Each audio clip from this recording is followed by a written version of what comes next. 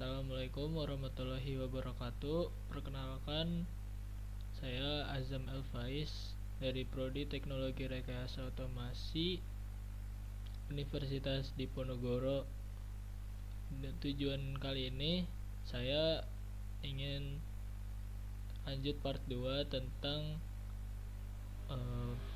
mata kuliah algoritma dan pemrograman. Kali ini kita punya materi yang namanya variabel, tipe data, dan operasi.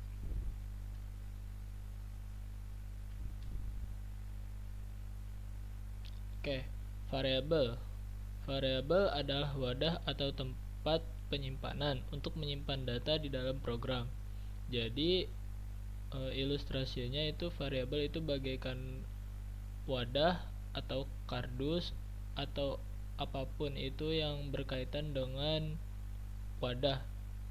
Jadi itu pada intinya variabel adalah wadah tapi penyimpanan dalam sebuah program. Lanjut, tipe data adalah jenis data. Beberapa diantaranya ada int, float, str, bool, list, dan lain-lain. Operasi cara memanipulasi data seperti aritmatika, string, logika, perbandingan, dan lain-lain. Oke, variabel itu terdiri dari x dan y. Nah, di sini kita punya ilustrasi bahwa variabel itu bagaikan wadah-wadah data yang ada dalam sebuah pemrograman.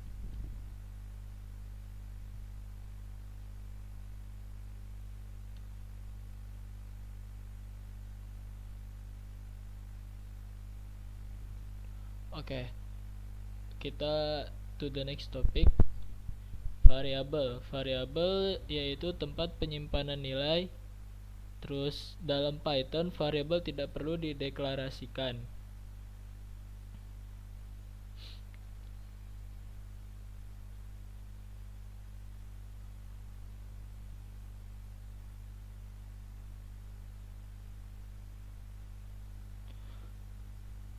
Nah, dalam Python variabel tidak perlu dideklarasikan type datanya secara eksplisit, dynamically, atau typed. Nilai yang disimpan bisa berubah selama program berjalan. Di sini aku punya beberapa contoh jenis-jenis variabel. Kayak nama, di situ ada nama aku yaitu Azam yang berarti artinya variabel string. Terus di situ ada usia. Nah, itu disebut variabel integer. Terus tinggi 170, itu disebut variabel float. Terus apakah ini mahasiswa? Terus kan tulisannya true, itu disebut variabel boolean. Itu contoh deklarasi variabel pada bahasa pemrograman Python dengan beberapa tipe data. Nah, variabel yang tidak perlu dideklarasikan type dinyatakan secara explicit atau dynamical typed. Kayak int itu data typed, answer symbol name. Terus part 2 itu contohnya installation with value. Nah, ini contoh deklarasi pada bahasa pemrograman C++.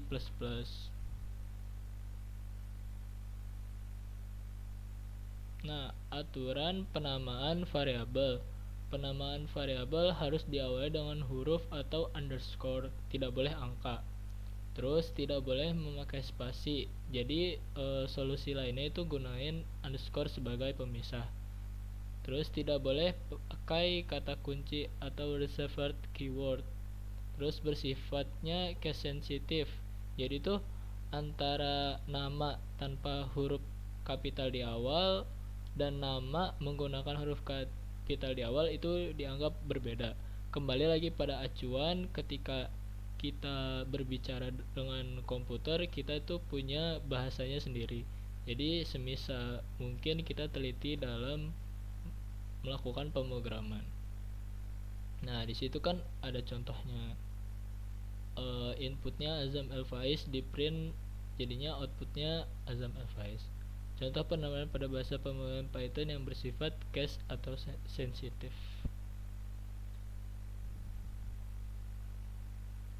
Nah, di sini ada gaya penulisan variabel. Di antaranya ada snake case yang paling umum pada Python. Kata-kata yang dipisahkan dengan underscore.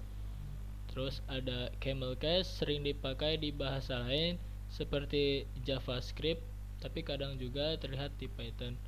Sering dipakai di bahasa lain seperti JavaScript dan lain-lain. Pascal case biasanya untuk nama kelas Python. Setiap kata huruf awalnya besar. Nanti kita bakalan ada contoh beberapa pemrograman yang menggunakan bahasa-bahasa ini. Terus ada uppercase biasanya untuk konstanta, walau Python tidak mempunyai konstanta resmi. Contohnya 3,14. Max underscore size sama dengan 100. Nah, pemberian nilai pada variabel. Bisa ganti nilai variabel kapan saja, bisa assign beberapa variabel sekaligus. Contohnya ada X sama dengan 10, X sama dengan 20, dan A, B, C sama dengan 1,2,3. Di situ ada contoh pemberian nilai pada variabel yang dapat digantikan kapan saja dan bisa assign beberapa variabel sekaligus. Nah, di sini ada global vs local variable. Variabel lokal hanya berlaku dalam fungsi, sedangkan variabel global bisa dipakai di mana saja. Di situ ada contohnya perbedaan lokal variabel dan global variabel. Ini contoh ilustrasi dari boolean. Itu setiap ininya tuh ada kayak ini benar atau salah. Di situ ada contoh-contoh lainnya juga. Nah, tipe data mendefinisikan tipe dari variabel. Tipe data yang umum digunakan yaitu int, bilangan bulat 10 min 5 atau ribuan ke atas. Terus ada float, bilangan desimal kayak 3,14, terus min 2,5, terus ada juga 0,001. Terus ada string, biasanya itu teks kayak hello dan Python. Terus ada juga boolean. Boolean tuh kayak pernyataan benar atau salah.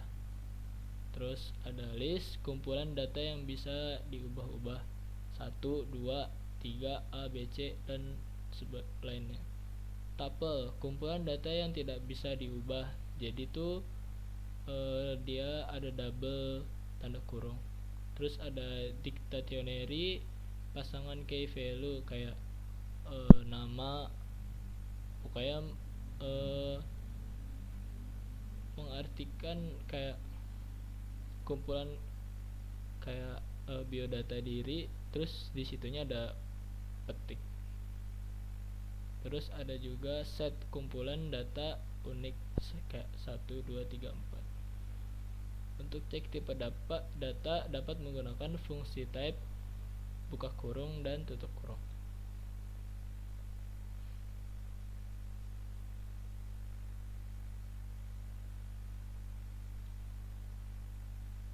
Oke. Tipe data yang umum digunakan yaitu tipe data integer. Tipe integer menyatakan nilai berupa bilangan bulat tanpa koma. Tipe data float yang menyatakan nilai berupa bilangan desimal. Terus ada tipe data string yang menyatakan teks ditulis di antara tanda kutip. Jadi itu kalau misalnya pakai data string itu pakai tanda kutip. Terus juga ada data boolean yang menyatakan benar atau salah, tapi di bahasa komputer itu true and false. Nah, tipe data umum yang digunakan juga ada tipe data list yang menyimpan kumpulan data yang bisa diubah kayak pada contohnya. Terus ada tipe data tuple yang mirip list tapi isinya tidak bisa diubah. Terus ada tipe data dictionary yang menyimpan data dalam bentuk passion key atau value. Jadi itu yang di dalamnya ada value-nya. Terus ada tipe dataset yang menyimpan kumpulan data unik, tidak boleh ada duplikat.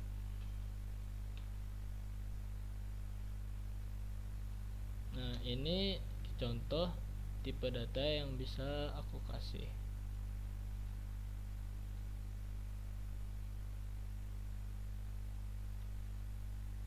Nah, ini ada, kita lanjut ke operasi operator. Di situ ada ilustrasinya.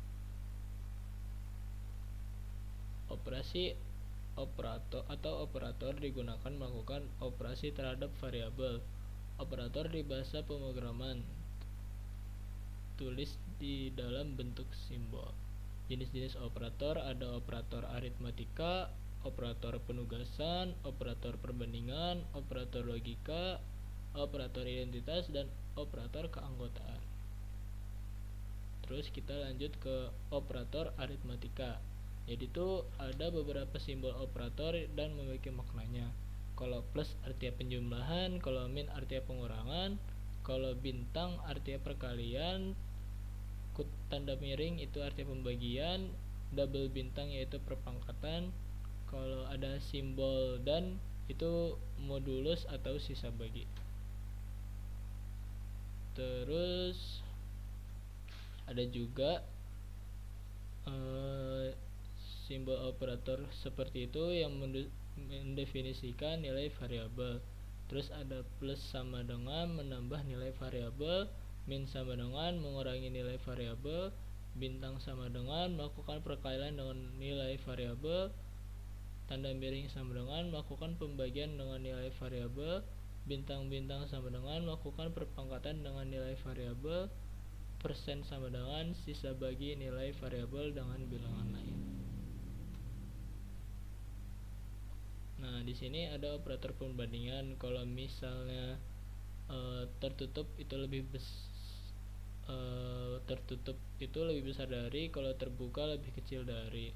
Kalau buka sama dengan sama itu lebih besar sama dengan dari, kalau tutup lebih kecil itu lebih kecil sama dengan dari. Terus ada sama dengan 2 itu sama dengan dari, kalau tanda seru tidak sama dengan dari. Terus ada operator logika.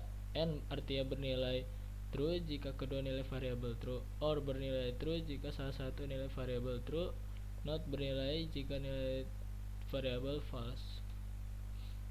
Operator identitas. Is bernilai true jika kedua variabel adalah objek yang sama, is not bernilai true jika kedua variabel bukan objek yang sama.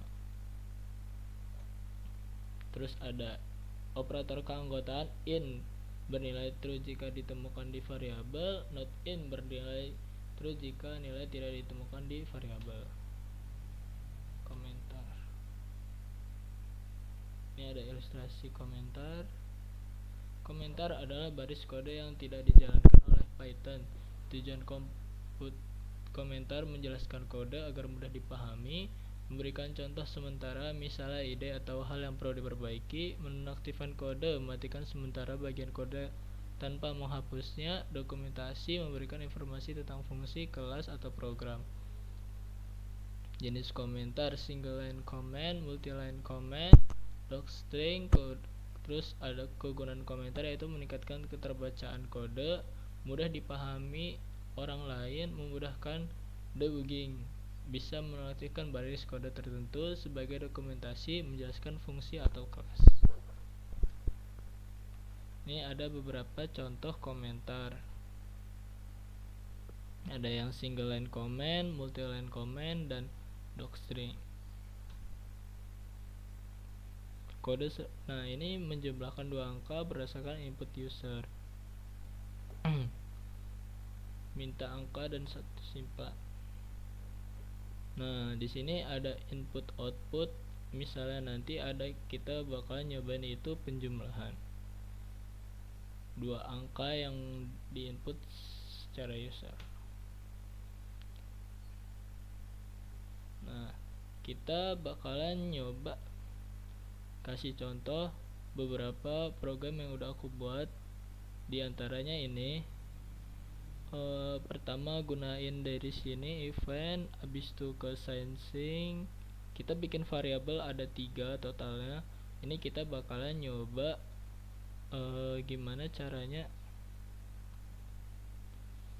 caranya untuk menjumlahkan dalam sebuah program dari tool Scratch. Nah, kita mulai demokan saja.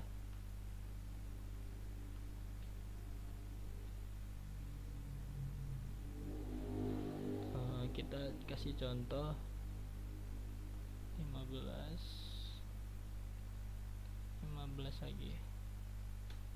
Nah, hasil penjumlahannya itu 30. Terus kita bakal nyoba menggunakan replit. Nah, di sini aku udah bikin pemrogramannya. Itu kita masukin inputnya, masukkan angka pertama, nanti masukkan angka kedua. Nah, ini nanti yang menjumlahkan, dan ini hasil jumlahannya. Kita demokan aja. Nah,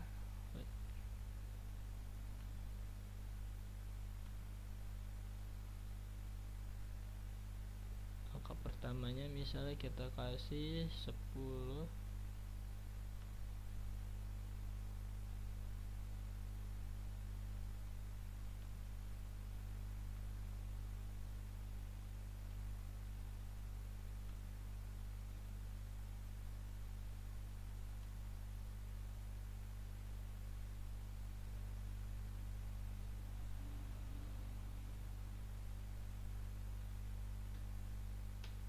Nah, itu ada hasilnya, jumlahnya 20. Nah, di sini kita menggunakan beberapa komponen atau simbol-simbol yang udah aku jelasin sebelumnya, kayak input, terus ini print hasil penjumlahannya. Oke.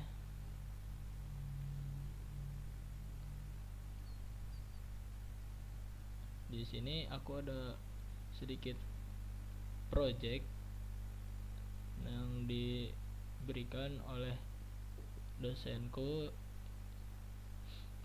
available hard study. Kita disuruh buat algoritma, Scratch program, dan Python program. Rumusnya itu waktu tersedia 24 jam dikurangi jam tidur, dikurangi jam kerja, jam istirahat, dan dikurangi 3 jam. Nah, kita nanti bisa lihat aja.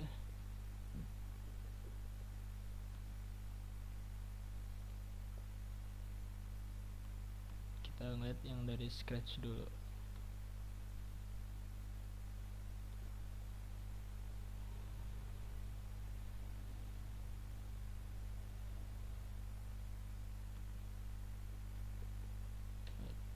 Ini aku salah, sorry.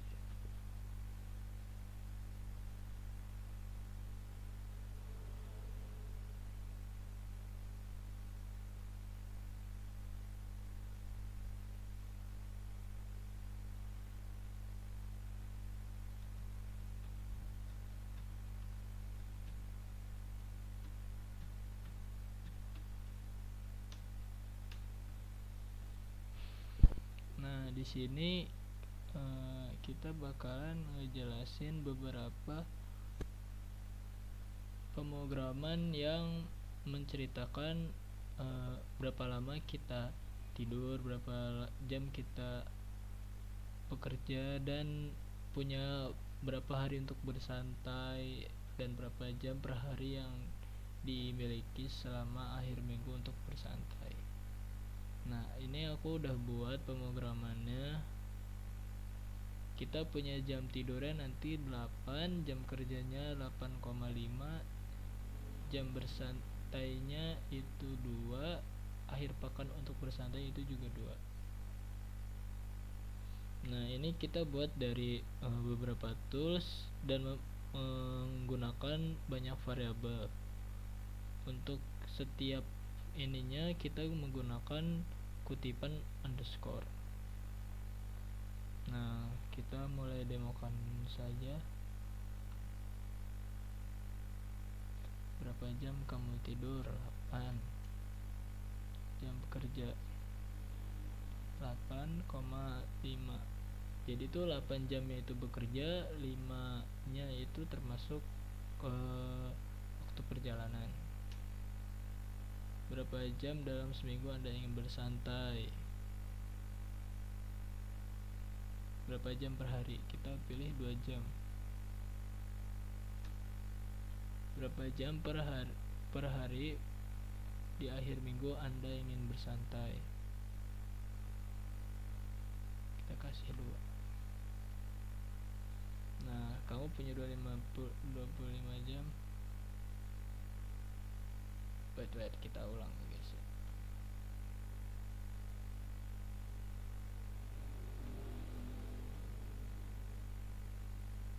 8 5.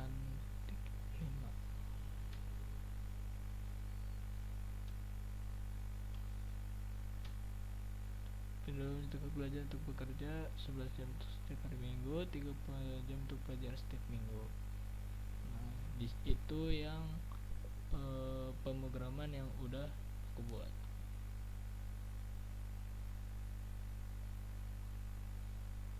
Nah, ini kita buat sekitar ada banyak sekali tools. Nah, itu tuh nanti bakalan menyakan jam tidur, jam kerja, hari kerja, jam untuk bersantai, akhir pekan waktu untuk bersantai, waktu tersedia di akhir pekan jam tersedia, dan total waktu yang kita punya atau yang tersisa. Jadi bakalan di sini jawabannya waktu tersedia di akhir pekan jam tersedia berapa, total waktunya tadi itu 34,5. Ini untuk Scratch. Nah, yang dimaksud variabel dan ini tuh di sini. Ini tuh untuk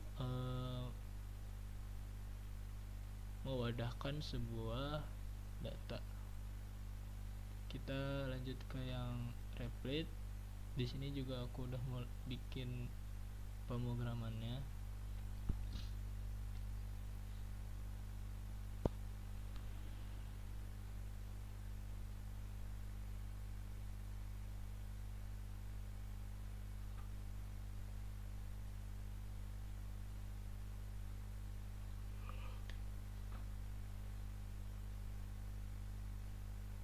Nah, masih menggunakan perintah yang sama, cuman bedanya kali ini berbasis huruf dan angka serta simbol. Kalau yang tadi itu berbasisnya blok-blok. Nah, di sini ditanyain floatnya apa, inputnya apa, habis itu perintahnya jam tersedia hari kerja, kayak rumusnya 24 jam dikurangi jam tidur dikurangi jam kerja dikurangi jam santai hari kerja dan dikurangi 3 jam untuk waktu toleransi. Di sini juga ada rumus yang lainnya. Terus kita print jam kerja tersedia pada hari kerja adalah sekian, jam kerja yang tersedia sekian. Nah, ini adalah contoh yang udah selesai dikerjakan menggunakan beberapa simbol seperti tanda kurung, sama dengan, kutip, dan lain-lain. Di sini juga ada yang tadi aku maksud ketika variabel dalam huruf kapital itu berbeda artinya dengan jika dengan variabel yang tidak ada tidak ada huruf kapitalnya. Kita mulai demokan saja.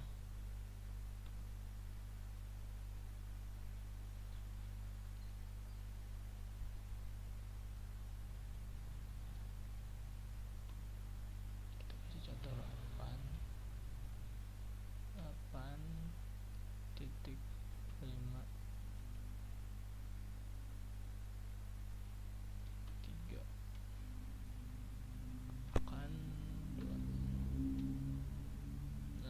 sini hasilnya itu udah keluar. Jam kerja tersedia pada hari kerja adalah 1,5. Jam kerja tersedia pada akhir pekan adalah 11 jam. Total jam kerja yang tersedia pada hari kerja adalah 29,5. Itu udah contoh untuk mengerjakan gimana cara melakukan pemrograman di Replit dengan bab variabel tipe data dan wait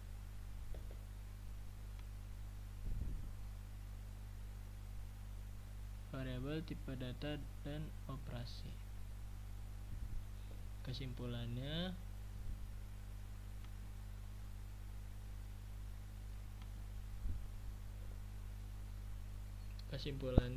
variabel adalah wadah untuk bahasa pemrograman. Tipe data itu adalah tipe atau rumus yang bakalan kita lakukan. Operasi adalah gimana cara kita untuk menjalankan sebuah program yang sudah kita buat.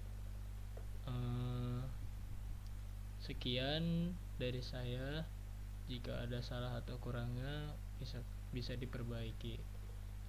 Wassalamualaikum warahmatullahi wabarakatuh.